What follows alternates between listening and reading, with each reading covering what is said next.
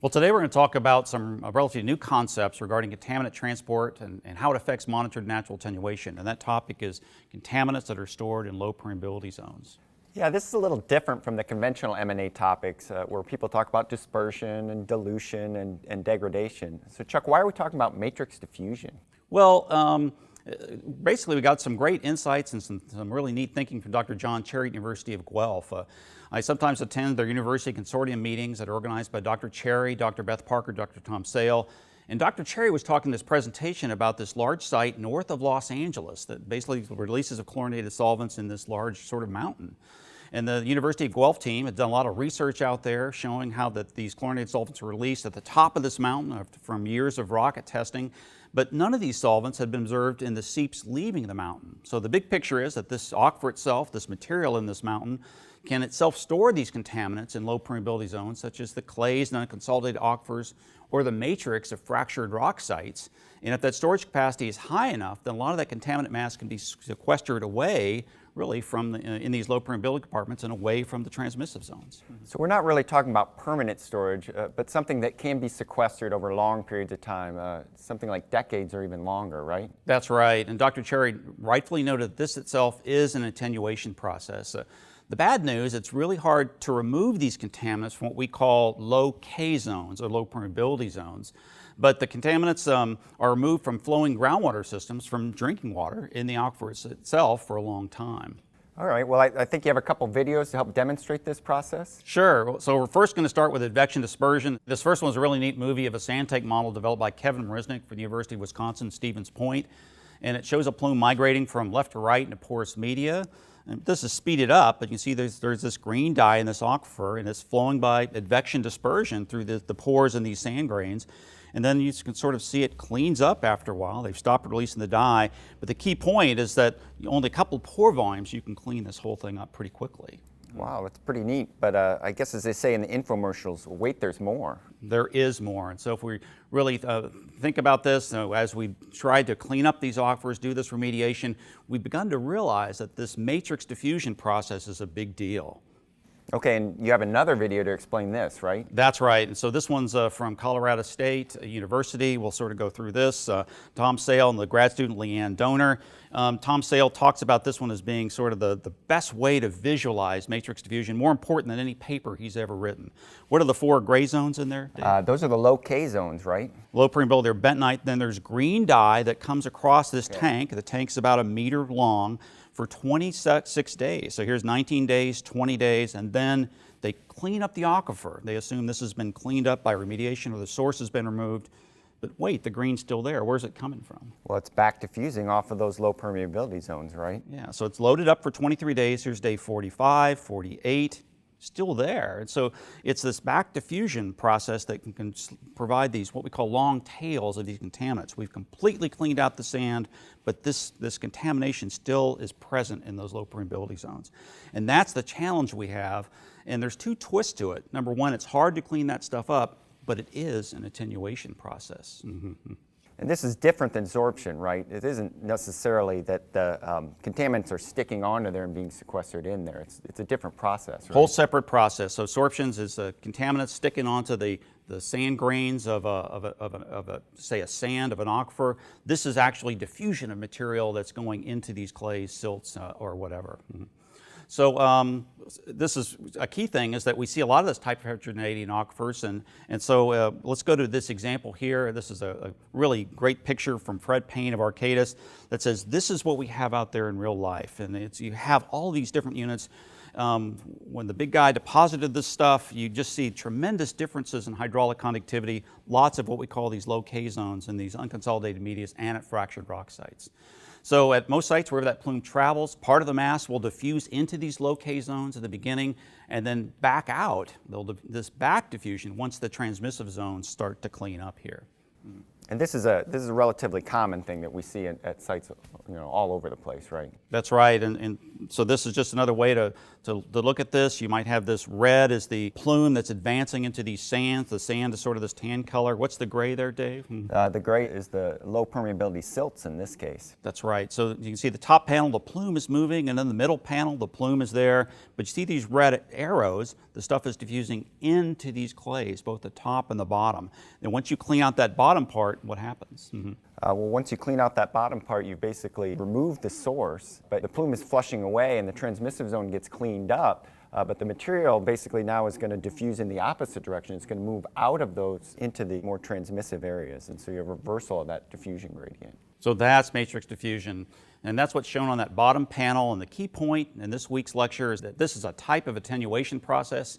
It's different than the destruction or degradation of contaminants, but it's like sorption to aquifer materials, but a lot more powerful. These materials are sequestered for a time, and high concentration materials are released slowly, so it changes the strength or the dose of a plume slug, making it on average weaker over time, but it lasts a lot longer. And I think we can draw that and sort of show what happened. Let's see if I can get this to work. All right, let's give it a shot. So we'll go over here, and let's just say that I've got a slug release of a contaminant. So, so I'm looking plan view right here, and so here's this plume. I'm looking down from the sky, and let's say that this dissolved plume has been released, and I have a well that's right here.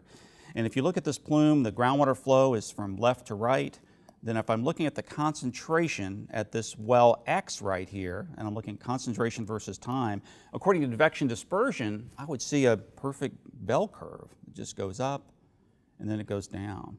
But then if you have a lot of silts and clays in that unit, then you're going to get a different response, right, Dave? You want to draw that one? What would it look like? Let me get the pen here. I think if I draw my C versus T here a little neatly, you're going to see a little bit different curve. Start off maybe not quite as high of a peak, and then you see as diffusion becomes the most dominant process, a real tailing off of that concentration as you move longer and longer periods of time. The long tail. The long tail. So that's the key thing we're trying to look at. Okay. Now another way to visualize this is courtesy of researchers, again, from the University of Guelph, Dr. Beth Parker and Steve Chapman. They've done a lot of work in this area, a lot of work at fractured rock sites, and they have observed and monitored these solvent plumes in these fractured rock systems where there's a lot of interface area between the transmissive zone and the matrix itself. For example, a particular model that we're looking at here, and this is one that they use to simulate plumes that are moving through fractured rock systems. So if we go to this particular graph right here, we've got the z-axis. This is like a vertical slice in the subsurface, so that's depth on the z-axis. Then on the x, we have these meters, and each one of these lines in here is actually a fracture. So the fracture is the high permeability area. That's right. And they're all different sizes. The little graph here talks about the distribution, some big fractures, some small fractures. But then they run these models of this source on the top left. You see the red? That's this DNAPL source that's producing these contaminants in here. Let's look and see what the plume does according to this model once you account for matrix diffusion. So in here we've got a plume. This is the no biodegradation. This is their Fractran model. This is after 20 years that plume is migrated. Let's go after 50 years. It looks something like this. It's gone almost 500 meters.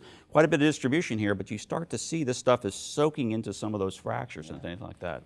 So they can do a lot of things with these models, and one is they can say that, for example, after 100 years it looks something like this.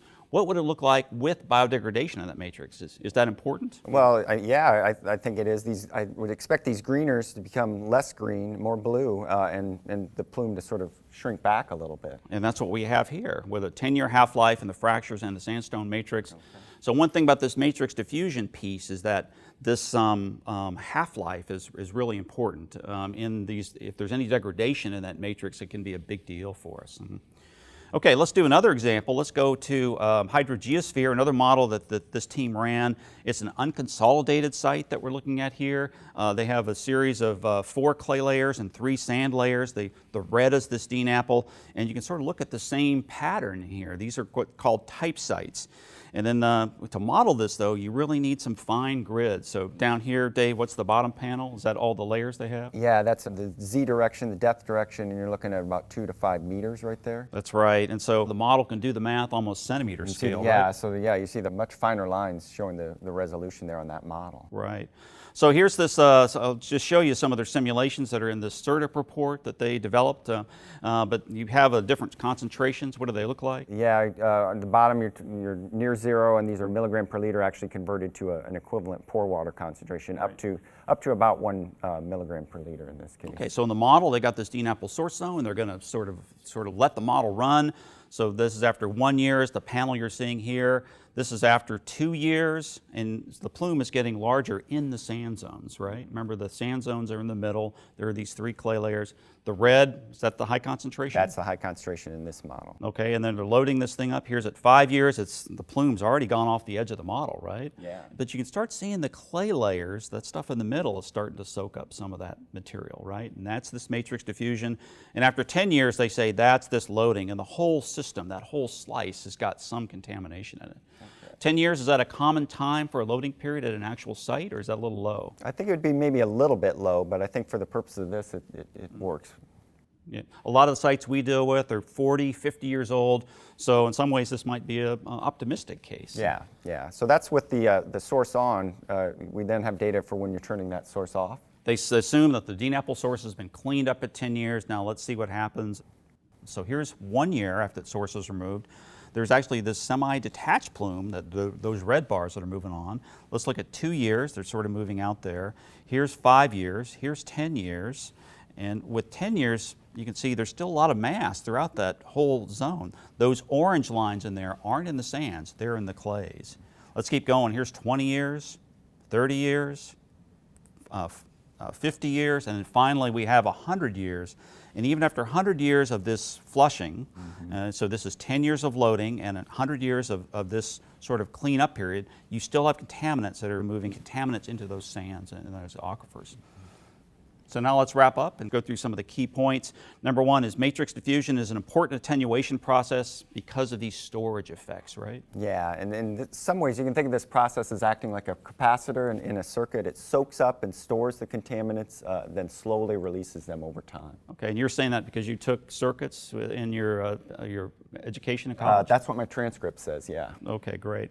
But maybe the other point is that we sort of touched this a little bit, and we'll have a whole lecture about this in this week, the last lecture, but even a small amount of biodegradation in that matrix is important for the long-term management of these plumes.